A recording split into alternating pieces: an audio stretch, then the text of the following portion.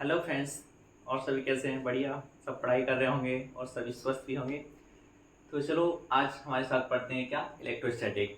तो इलेक्ट्रोस्टैटिक क्या होता है? इलेक्ट्रोस्टैटिक होता है जैसे चार्ज एट रेस्ट। तो मतलब चार्ज की अगर हमें स्टडी करनी है तो रेस्ट में हो।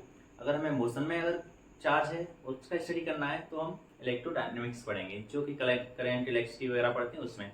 लेकिन हमें अभी स्टडी क्या करना है? इलेक्ट्रोस्टैटिक, जो 12th का बहुत इंपॉर्टेंट टॉपिक बनता है, चैप्टर है बहुत। और इसमें जेई मेंस और नीट में भी बहुत सारे क्वेश्चन पूछे जाते हैं, तो इसको हम बहुत अच्छे तरीके से कवर करने वाले हैं। तो आइए मेरे साथ पढ़ते हैं electrostatic.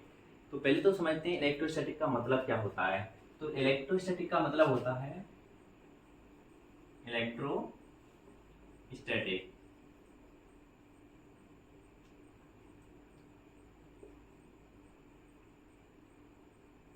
It mean study of charges at rest. अगर कोई चार्ज रेस्ट में है, अगर उसकी स्टडी करनी है तो हम क्या करेंगे? इलेक्ट्रोस्टैटिक की स्टडी करेंगे। तो इलेक्ट्रोस्टैटिक में जो इलेक्ट्रोस्टैटिक है वो दो वर्डों से मिलकर बना है। जैसे एक इलेक्ट्रो, एक स्टैटिक।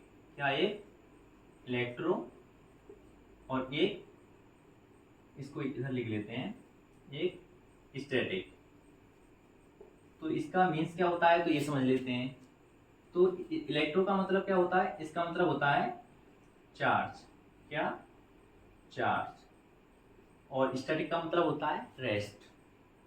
क्या? रेस्ट। तो हमने क्या, जो इलेक्ट्रोस्टैटिक की जो डेफिनेशन लिखी थी वो क्या लिखी थी? यही लिखी थी कि किसी चार्ज की स्टडी करनी है जो रेस्ट पे हो, तो उससे क्या बोलेंगे? इलेक्ट्रोस्टैटिक। तो हम सबसे पहले पढ़ लेते हैं कि चार्ज। तो यहाँ पे हम चार्ज देख लेते हैं। क्या? चार्ज। तो चार्ज कितने टाइप के होते हैं? आपने पढ़ा होगा कि चार्ज टू टाइप के होते हैं। एक positive,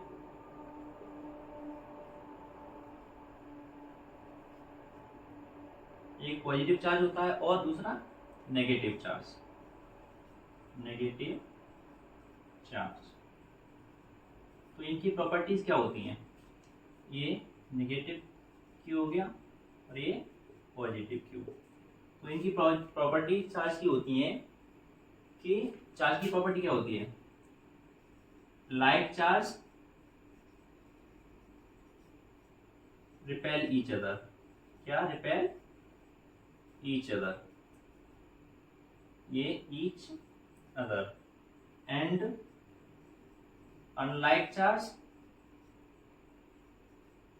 unlike charge attract each other, attract each other. और चार्ज है वो हमेशा कंजर्व रहते हैं। तो ये चार्ज की प्रॉपर्टीज जो हमने शॉर्ट में पढ़ ली हैं, क्योंकि ये आपको बेसिक आता है कि चार्ज क्या होता है, ये सब आपको आता ही है।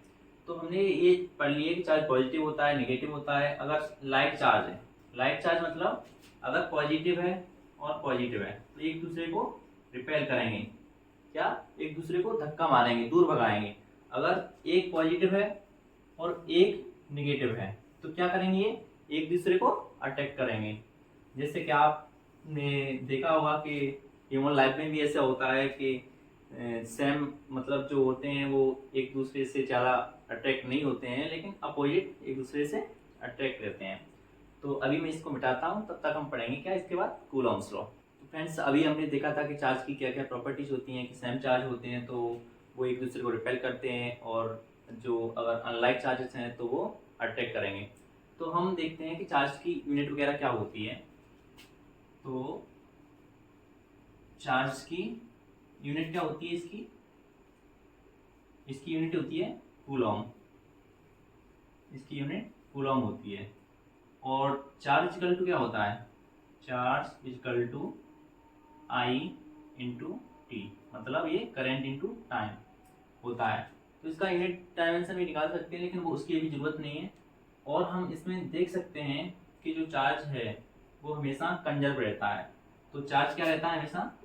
Charge always conserve, conserve. तो चार्ज हमेशा क्या रहता है, कंजर्व रहता है और क्वांटाइज भी रहता है। तो चार्ज की जो जो प्रॉपर्टी थी वो हम कर चुके हैं। अब हम देखते हैं क्या, कूलॉम्स लॉ, CO।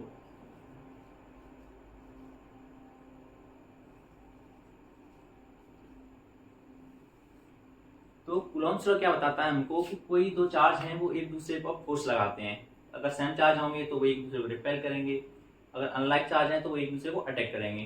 तो वो फोर्स कितना लगेगा वो हम यहाँ से पता करते हैं।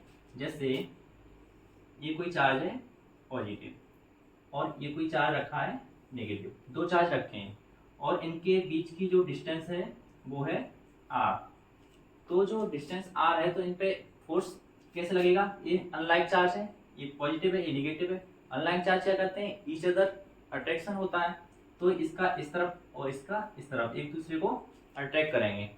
तो अट्रैक्ट करेंगे तो जो फोर्स है वो फोर्स कहाँ लगेगा, तो जो फोर्स है वो एक जो जो लाइन है एक दूसरे को ज्वाइन कर रही लाइन उसी के डायरेक्शन में लगेगा।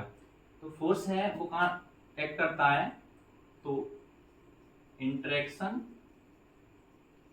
Force act along line joining of charge, मतलब जो चार्ज को लाइन ज्वाइन करती है उसी के अलोंग इंटरेक्शन फोर्स लगता है। इंटरेक्शन फोर्स मतलब एक दूसरे के बीच में जो फोर्स लग रहा है वो कोई सा भी हो सकता है, अट्रैक्शन फोर्स भी होता है और रिपल्सन भी फोर्स हो सकता है। तो लाइन ज्वाइनिंग टू चार्जेस के बीच में जो भी लग रहा है फोर्स उसको हम हमेशा लाइन ज्वाइनिंग के बीच में ही लगता है। तो ये जो r डिस्टेंस है तो इसको हम अगर फोर्स निकालना हो तो इन्होंने कूलॉम्स ने बोला था कि फोर्स है तो फोर्स क्या होता है, directly proportional product of charge, मतलब Q1 Q2। अगर इसे Q1 मान लें इसे Q2 मान लें तो फोर्स डायरेक्टली प्रोपोर्शनल टू होता है Q1 एंड Q2 और इनवर्सली प्रोपोर्शनल होता है force equal to inversely proportional to r square. तो इसी से हम आगे एक फॉर्मूला बनाएंगे जो इलेक्ट्रोस्टैटिक में भर भर के यूज होने वाला है। तो अभी मैं इसको मिटाता हूँ, इसके बाद हम एक अच्छा सा फॉर्मूला इससे निकाल लेंगे जो कि कूलॉम्स का बहुत ही इंपॉर्टेंट फॉर्मूला है। इसको हमें अगर फोर्स निकालना हो तो हर मतलब जहाँ भी निकालना हो हम वहाँ पे मैक्सिमम उसी फॉर्मूले को यूज करके हम क्वेश्चन को सॉल्व करेंगे। कूलॉम्स लॉ क्या कहता है कि अगर कोई फोर्स, दो चार्जेस हैं, यहाँ पे ये Q1 है और यहाँ पे ये Q2 है। अगर दो चार्ज रखे हैं, ये Q2 है और ये Q1, दो चार्जेस हैं, इनके बीच में r डिस्टेंस है, ये यहाँ तक r डिस्टेंस है। तो अगर फोर्स है तो फोर्स क्या होता है, directly proportional to Q1 into Q2 और inversely proportional to 1/r square, मतलब r स्क्वायर के तो इनवर्सली प्रोपोर्शनल रहता है और डायरेक्टली प्रोपोर्शनल मतलब चार्ज के प्रोडक्ट के रहता है। तो मतलब इन्होंने जो डेफिनेशन दी थी वो क्या दी थी कि the interaction force between two charges is directly proportional to product of charges and inversely proportional to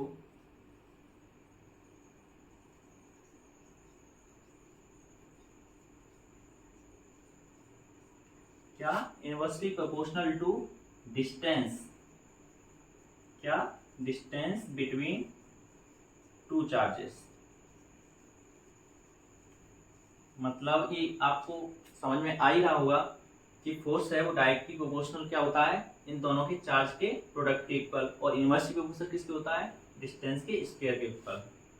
तो हम यहाँ से एक अच्छा सा रिजल्ट निकाल के देखते हैं क्या, कि force is equal to K Q1 Q2 upon r square. तो ये फॉर्मूला फोर्स निकालने के लिए दो चार्जेस रखे हैं उनके बीच में फोर्स निकालना है, तो ये फॉर्मूला हमें हमेशा याद रखना है। ये मोस्ट इम्पोर्टेंट फॉर्मूला है। इसमें K क्या होता है, K होता है 1/4 पाई एप्सिलॉन नॉट, और एप्सिलॉन नॉट है, और के की वैल्यू कितनी होती है, के की वैल्यू होती है 9 × 10⁻⁷, शायद 9 होती है, इतना ही होता है शायद, न्यूटन मीटर स्क्वायर कूलम ये, इसका इतना होता है। वैल्यू देख लेना, एक बार चेक कर लेना इसकी के की वैल्यू। और K equal to 1/4 pi epsilon naught लिख सकते हैं। और जो एप्सिलॉन नॉट है ये क्या होती है, एप्सिलॉन नॉट होती है परमिटिविटी ऑफ फ्री स्पेस। तो हमने ये इंपॉर्टेंट फॉर्मूला देख लिया है। अगर हम यहाँ के की जगह क्या लिख सकते हैं, 1/4 पाई एप्सिलॉन नॉट भी लिख सकते हैं, लेकिन हमें के की वैल्यू दे रखी होगी तो हम कर सकते हैं के की वैल्यू ये इतना निकाल सकते हैं। अगर ये नहीं रखना है तो हम के इक्वल 1/4 पाई एप्सिलॉन नॉट भी रख सकते हैं। तो ये रिजल्ट आपको याद ही रखना है। फ्रेंड्स, अभी हमने पढ़ लिया कि चार्ज अगर डिस्टेंस r पे रखे हुए हैं तो उनका मतलब फोर्स कैसे निकालते हैं। फोर्स क्या होता है उनका, के Q1 Q2/r²। अगर वही चार्ज का सिस्टम अगर हम किसी मीडियम में रख दें तो क्या होगा, जैसे कि आपको यहाँ पे दिख रहा है कि ये कोई मीडियम है, इस मीडियम का नाम नहीं है, इसका हमें अगर जरूरत पड़ेगी ना तो उसमें दे रखा होगा कि ये कौन सा मीडियम है। तो अभी हम इसको मान लेते हैं कोई मीडियम दे रखा है। अगर वही हमने चार्ज सिस्टम अगर हम मीडियम में रख देते हैं, अब इस मीडियम में रखते हैं तो ऐसा नहीं है कि यहाँ पे मीडियम हो यहाँ पे मीडियम हो, नहीं, यहाँ इसके बीच में भी वही सेम मीडियम होना चाहिए। तो दो चार्ज के मतलब जो चार्ज सिस्टम है उसको हमने किसी मीडियम के अंदर रख दिया है, तो फोर्स कैसे निकालेंगे। तो उसके लिए फोर्स कैसे निकालते हैं, force equal to 1/4 pi epsilon naught epsilon r Q1 Q2/r²। तो इम्पोर्टेंट फॉर्मूला बन जाता है। इसको हम एक तरीके से और लिख सकते हैं, जैसे अगर यहाँ पे हम एप्सिलॉन r नहीं लिख रहे हैं, एप्सिलॉन r क्या होता है, epsilon r equal to relative permittivity. ये क्या होता है, रिलेटिव परमिटिविटी। और इसका वैल्यू एप्सिलॉन नॉट का वैल्यू कितना होता है, epsilon naught equal to 8.8 × 10⁻⁻12 newton metre coulomb square ये होता है। तो ये जो रिलेटिव परमिटिविटी है इसको हम डाइलेक्ट्रिक कांस्टेंट भी बोल सकते हैं, यहाँ पे हम के भी लिख सकते हैं। तो ई एप्सिलॉन r इक्वल टू के इक्वल टू डाइलेक्ट्रिक कांस्टेंट। तो ये डाइलेक्ट्रिक कांस्टेंट भी होता है जो हमें दे रखा होगा मीडियम का कि डाइलेक्ट्रिक कांस्टेंट कितना है। तो हम इन झंझटों में नहीं पड़ेंगे, हम क्या करेंगे कि सिंपल तरीके से हम निकालते थे। कैसे, जो हम जब मीडियम में नहीं होता था तो हम कैसे फोर्स निकालते थे, फोर्स इक्वल टू के Q1 Q2/r², ऐसे ही निकालेंगे हम। लेकिन क्या करेंगे, जो डाइलेक्ट्रिक कांस्टेंट दे रखा होगा इसको हम स्मॉल मान ले रहे हैं, तो डाइलेक्ट्रिक कांस्टेंट दे रखा होगा तो के दे रखा होगा, जो मीडियम का दे रखा होगा। ये क्या है, डाइलेक्ट्रिक कांस्टेंट ऑफ मीडियम। तो हमने जो सिंपल निकाला था कि Q1 Q2/r², इसमें इसका क्या कर देंगे, डिवाइड, इसका यहाँ पे क्या कर देंगे, डिवाइड। इसका ध्यान रखना कि हम सिंपल तरीके से फोर्स निकालेंगे और उसको जो डाइलेक्ट्रिक कांस्टेंट दे रखा होगा उससे डिवाइड कर देंगे। किसी भी झंझट में हमें फंसने की जरूरत नहीं है, ना ही ये याद करने का जरूरत है, ना ही ये याद करने का जरूरत है। सिर्फ हमें याद करना है क्या, फोर्स इक्वल टू के Q1 Q2/r², और जो डाइलेक्ट्रिक कांस्टेंट दे रखा है उससे हम डिवाइड कर देंगे तो हमें फोर्स निकल आएगा जब वो मीडियम में सिस्टम पहुंचा दिया है हमने। तो ये हमने देख लिया कि कैसे हम मीडियम में अगर चार्ज को ले जाते हैं तो कैसे हम उसका फोर्स निकाल सकते हैं चुटकियों में। तो फ्रेंड्स, अब पढ़ेंगे क्या हम, सुपरपोजिशन ऑफ प्रिंसिपल। इसमें क्या होता है कि कोई चार्ज रखा है, उसके आसपास बहुत सारे चार्ज रखे हैं, तो जो एक चार्ज है उस पर उन चार्ज का कितना फोर्स लगता है, तो नेट फोर्स कितना होता है, तो वो कितना होता है वो यहाँ पे हम सीखते हैं। जैसे ये कोई एक्सिस दे रखी है, यहाँ पे कोई फोर्स दे रख मतलब यहाँ पे कोई Q चार्ज रखा है और यहाँ पे कोई Q1 चार्ज है, यहाँ पे Q2 चार्ज है, यहाँ पे Q3 चार्ज है। और यहाँ Q4 चार्ज है। तो इस वाले जो Q चार्ज है Q नॉट, तो इस पे इसका कितना फोर्स लगेगा तो वो हम पता करेंगे कैसे। जैसे अगर Q1 चार्ज है तो इसका इस पे ही लगेगा, इन दोनों को हम निगलेक्ट कर देंगे। हम मान के चलते हैं कि इनका अभी कुछ नहीं लग रहा है जब इसका फोर्स इस पे लग रहा है। तो हम देखते हैं सुपरपोजिशन ऑफ प्रिंसिपल में कि जो Q1 है वो इस पे कितना लगाएगा, इधर F1 फोर्स, ठीक है। और जो Q2 है ये इस पे क्या लगाएगा, ऐसे करके F2 फोर्स लगाएगा। और जो F4 है ये ऊपर की तरफ F4 फोर्स लगा रहा है और ये इस तरफ F3 फोर्स लगा रहा है। तो नेट फोर्स कितना होगा इस चार्ज पे, तो यहाँ पे हम देख लेते हैं क्या। Net force exerted on charge is equal to vector sum, ये ध्यान रखना, क्या वेक्टर सम, क्या vector sum of all forces. तो ये जो निकालते हैं वो उनका सब जैसे हम इस पे चार्ज निकालना, इन सब जो फोर्स हैं उनका क्या करते हैं, वेक्टर सम ले लेते हैं। तो F net is equal to F1 plus F2 plus F3 plus F4। अगर कोई और चार्जेस, जितने भी चार्ज होंगे तो उन सब का क्या कर देंगे, वेक्टर सम। तो क्या होता है ये सुपरपोजिशन प्रिंसिपल का रूल होता है ये, कि हम जितने भी अगर चार्जेस दे रखे हैं, अगर किसी चार्ज पे उनका फोर्सेस पता करना है तो उनका क्या करते हैं हम, वेक्टर सम। तो हमने अभी क्या इजी तरीके से समझ लिया सुपरपोजिशन और प्रिंसिपल। तो आपको आई होप समझ में आ गया होगा अच्छे तरीके से। तो अब जैसे हमने अभी देख लिया कि सुपरपोजिशन प्रिंसिपल क्या होता है कि जितने भी सारे मतलब चार्जेस हैं, किसी एक चार्ज पे फोर्स लगा रहे हैं तो उनका सबका वेक्टर सम निकाल देते हैं। तो ऐसे हम एक क्वेश्चन करते हैं, क्या क्वेश्चन कर लेते हैं। जैसे ये कोई एक Q यहाँ रखा है, ये Q चार्ज यहाँ रखा है, ये Q यहाँ चार्ज रखा है और ये Q नॉट चार्ज है।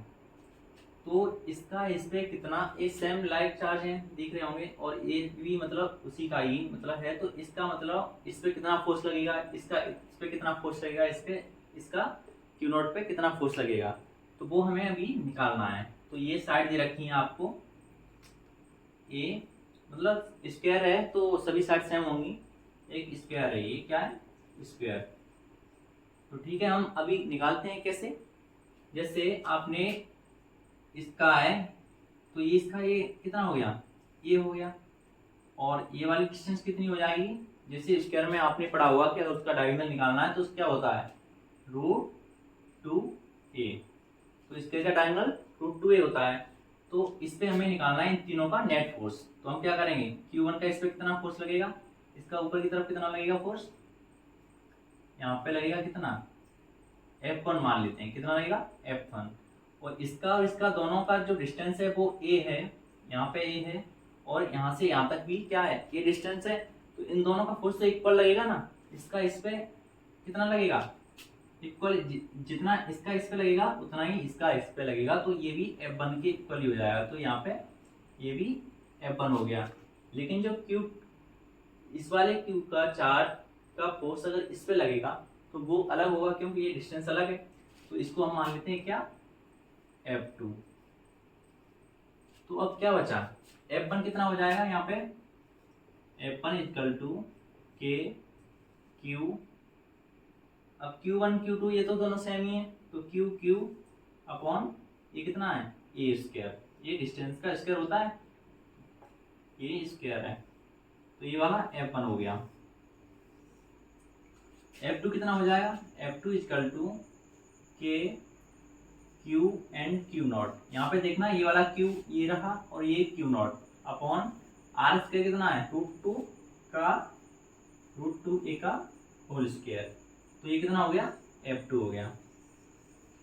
ये F1 निकाल लिया, ये F2 निकाल लिया। अब हमें नेट फोर्स निकालना है, तो हम कैसे निकालेंगे, F net equal to F1 plus के F2।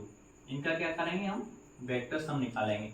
तो वेक्टर सम कैसे निकालेंगे यहाँ पे देख लेते हैं। जैसे ये F1 है और ये F2 है, नहीं ये भी F1 ही है और ये F2 है। तो हमने देखा होगा कि अगर दो वेक्टर अगर मतलब एक दूसरे के परपेंडिकुलर हैं तो उनका जो रिजल्टेंट निकलता है तो वो यहाँ पे कितना निकलता है, √2F1। ये F1 है तो इसका रिजल्टेंट कितना आएगा, √2F1। तो नेट फोर्स कितना हो जाएगा, तो यहाँ पे लिख लेते हैं नेट फोर्स कितना हो जाएगा, net force is equal to √2F1 plus के F2। तो यहाँ से हमने ये सीख लिया कि सुपरपोजिशन प्रिंसिपल से कि कैसे हम वेक्टर सम लेके नेट फोर्स निकालते हैं किसी चार्ज पे। तो अभी हमने एक और क्वेश्चन करते हैं, तब तक इसको नोट डाउन कीजिए। तो फ्रेंड्स एक क्वेश्चन और कर लेते हैं हम सुपरपोजिशन प्रिंसिपल पे ही, या फिर मान लीजिए इलेक्ट्रोस्टैटिक्स का ये मतलब क्वेश्चन अच्छा क्वेश्चन है जो जेईई मेंस में आता है और पूछा भी जाता है। तो हम अभी एक क्वेश्चन लेते हैं, बहुत ही अच्छा क्वेश्चन है। जैसे कोई दो चार्जेस हैं, क्या दो चार्जेस हैं, यहाँ किसी पॉइंट से सस्पेंड किए जाते हैं। ये यहाँ पे क्या है, Q1, और सेम आइडेंटिकल चार्ज मान लेते हैं तो यहाँ पे भी Q मान लेते हैं और यहाँ पर भी दो आइडेंटिकल चार्ज हैं। क्या, यहाँ क्वेश्चन लिख लेते हैं, टू आइडेंटिकल चार्जेस suspended